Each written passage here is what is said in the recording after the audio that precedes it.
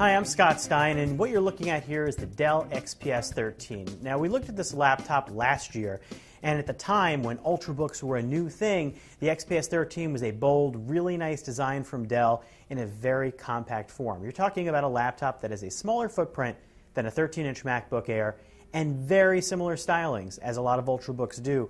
But you have a really nice look for Dell, or really for any Windows laptop. The drawback last year was the fact that for the price, the XPS 13 had a lack of certain ports. It also had a subpar battery life compared to others, and it had an okay screen, but it didn't have a great high-res screen.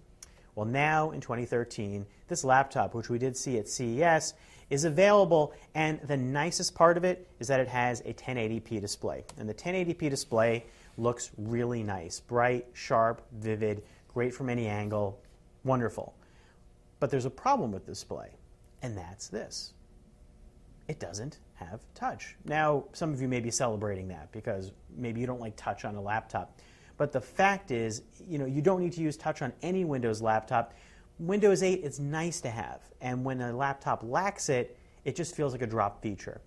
And this configuration is not cheap. You're talking about $1,600, for a 256 gig SSD, 8 gigs of RAM, Core i7 processor, nice specs, but still, that's MacBook Air territory and high-end Ultrabooks, and it's a lot to pay when you're leaving out touch.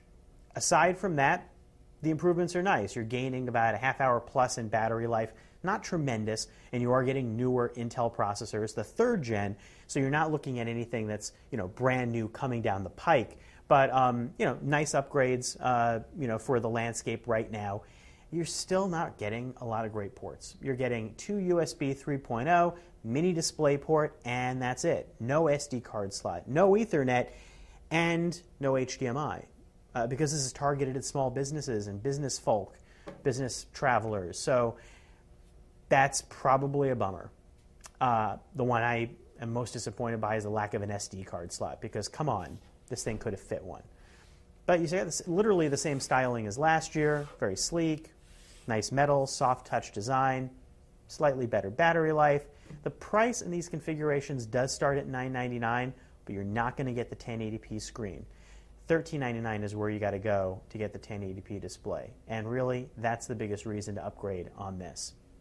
But I'd say, without touch, a little bit of a deal breaker. I'm Scott Stein, and that's a look at the new Dell XPS 13 2013 edition.